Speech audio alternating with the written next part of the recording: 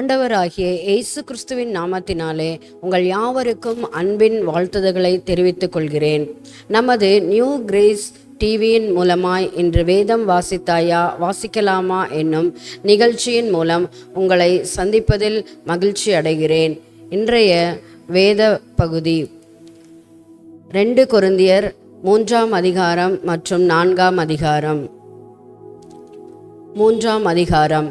எங்களை நாங்களே மறுபடியும் மெச்சிக்கொள்ள தொடங்குகிறோமோ அல்லது சிலருக்கு வேண்டியதாயிருக்கிறது போல உங்களுக்கு உபச்சார நிருபங்களை அனுப்பவும் உங்களிடத்தில் உபச்சார நிருபங்களை பெற்றுக்கொள்ளவும் எங்களுக்கு வேண்டியதோ?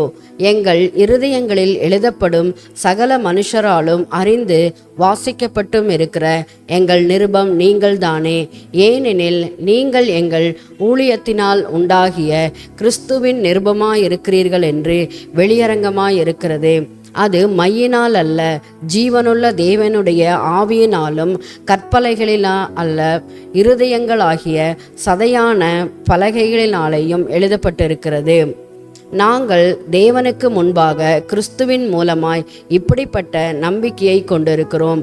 எங்களால் ஏதாகிலும் ஆகும் என்பது போல ஒன்றை யோசிக்கிறதற்கு நாங்கள் எங்களாலே தகுதியானவர்கள் அல்ல.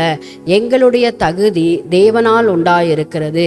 புது உடன்படிக்கையின் ஊழியக்காரராயிருக்கும்படி அவரே எங்களை தகுதியுள்ளவர்களாக்கினார். அந்த உடன்படிக்கை எழுத்திற்குரியதாயிராமல் ஆவிக்குரியதாயிருக்கிறது. எழுத்து கொல்லுகிறது, ஆவியோ உயிர்ப்பிக்கிறது. எழுத்துக்களினால் எழுதப்பட்டு கற்களில் பதிந்திருந்த மரணத்துக்கு ஏதுவான ஊழியத்தை செய்த மோசேயினுடைய முகத்திலே மகிமை பிரகாசம் உண்டானபடியால் இஸ்ரவேல் புத்திரர் அவன் முகத்தை நோக்கி பார்க்க கூடாதிருந்தார்களே. ஒளிந்து போகிற மகிமையுடைய அந்த ஊழியம் அப்படிப்பட்ட மகிமையுள்ளதாயிருந்தால் ஆவிக்குரிய ஊழியம் எவ்வளவு அதிக மகிமையுள்ளதாயிருக்கும்? ஆக்கினை தீர்ப்பு கொடுக்கும் ஊழியம் மகிமையுள்ளதாயிருந்தால் நீதியை கொடுக்கும் ஊழியம் அதிக மகிமையுள்ளதாயிருக்குமே. இப்படியாக மகிமைப்பட்டிருந்த அந்த ஊழியம் இந்த ஊழியத்திற்கு உண்டாயிருக்கிற சிறந்த மகிமைக்கு முன்பாக மகிமைப்பட்டதல்ல. அன்றியும் ஒளிந்து போவதே மகிமையுள்ளதாயிருந்ததானால் நிலைத்திருப்பது அதிக மகிமையுள்ளதாயிருக்குமே. நாங்கள் இப்படிப்பட்ட நம்பிக்கையை உடையவர்களாதலால் மிகவும் தாராளமாய் பேசுகிறோம். மேலும் ஒளிந்து போவதின் முடிவை இஸ்ரவேல் புத்திரர் நோக்கி பாராதபடிக்கு மோசே தன் முகத்தின் மேல் முக்காடு போட்டு கொண்டது போல நாங்கள் போடுகிறதில்லை. அவர்களுடைய மனது கடினப்பட்டது. இந்நாள் வரைக்கும் பழைய ஏற்பாடு வாசிக்கப்படுகையில் அந்த முக்காடு நீங்காமல் இருக்கிறது. அது கிறிஸ்துவினாலே நீக்கப்படுகிறது. மோசேயின் ஆகமங்கள் வாசிக்கப்படும் போது இந்நாள் வரைக்கும் முக்காடு அவர்கள் இருதயத்தின் மேல் இருக்கிறதே. அவர்கள் கர்த்தரிடத்தில் மனம் திரும்பும் போது அந்த முக்காடு எடுபட்டு போம். கர்த்தரோ ஆவியானவர். கர்த்தருடைய ஆவி எங்கேயோ அங்கே விடுதலை உண்டு. நாம் எல்லோரும் திறந்த முகமாய் கர்த்தருடைய மகிமையை கண்ணாடியிலே காண்கிறது போல கண்டு ஆவியாயிருக்கிற கர்த்தரால் அந்த சாயலாகத்தானே மகிமையின் மேல் மகிமை அடைந்து மறுரூபமாக்கப்படுகிறோம். 4ஆம் அதிகாரம்.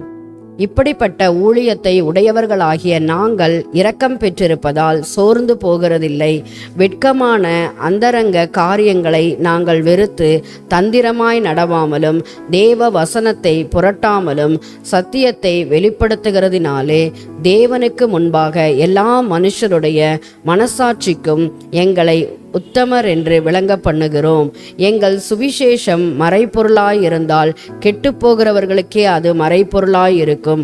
தேவனுடைய சாயலாயிருக்கிற கிறிஸ்துவின் மகிமையான சுவிசேஷத்தின் ஒளி அவிசுவாசிகளாகிய அவர்களுக்கு பிரகாசமாயிராதபடிக்கு இப்பிரபஞ்சத்தின் தேவனானவன் அவர்களுடைய மனதை குருடாக்கினான்.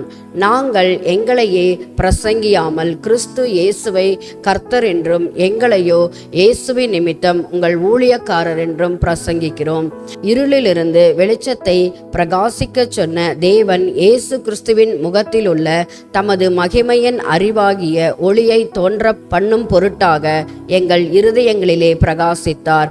இந்த மகத்துவம் உள்ள வல்லமை எங்களால் உண்டாயிராமல் தேவனால் உண்டாயிருக்கிறதென்று விளங்கும்படி இந்த பொக்கிஷத்தை மண்பாண்டங்களில் பெற்றிருக்கிறோம்.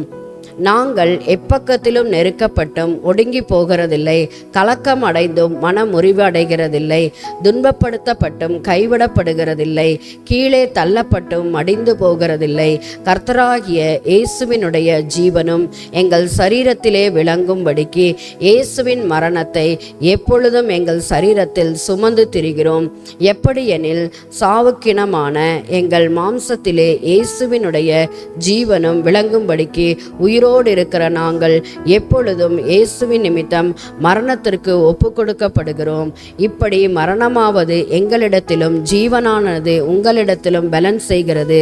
விசுவாசித்தேன் ஆகையால் பேசினேன் என்று எழுதியிருக்கிறபடி நாங்களும் அந்த விசுவாசத்தின் ஆவியை உடையவர்களாயிருந்து விசுவாசிக்கிறபடியால் பேசுகிறோம். கர்த்தராகிய இயேசுவை எழுப்பினவர் எங்களையும் இயேசுவை கொண்டு எழுப்பி உங்களுடனே கூட தமக்கு முன்பாக நிறுத்துவார் என்று அறிந்திருக்கிறோம். தேவனுடைய மகிமை விளங்குவதற்கு ஏதுவாக கிருபையானது அநேகருடைய ஸ்தோத்திரத்தினாலே பெருகும்படிக்கு இவையெல்லாம் உங்கள் நிமித்தம் உண்டாயிருக்கிறது. ஆனபடியினாலே நாங்கள் சோர்ந்து போகிறதில்லை. எங்கள் புறம்பான மனுஷனானது அழிந்தும் உள்ளான மனுஷனானது நாளுக்கு நாள் புதிதாக்கப்படுகிறது. மேலும் காணப்படுகிறவைகளை அல்ல, காணப்படாதவைகளை நோக்கி இருக்கிற நமக்கு அதி சீக்கிரத்தில் நீங்கும் லேசான நம்முடைய உபத்திரவம் மிகவும் அதிகமான நித்திய கனமகிமே உண்டாக்குகிறது. ஏனெனில் காணப்படுகிறவைகள் அநித்தியமானவைகள், காணப்படாதவைகளோ நித்தியமானவைகள். வாசிக்கும்படியாய் தெரிந்து கொண்ட வேத பாடம் வாசித்தாயிற்று. கர்த்தர் தாமே இந்த வேத வார்த்தைகளை ஆசீர்வதிப்பாராக. ஆமேன்.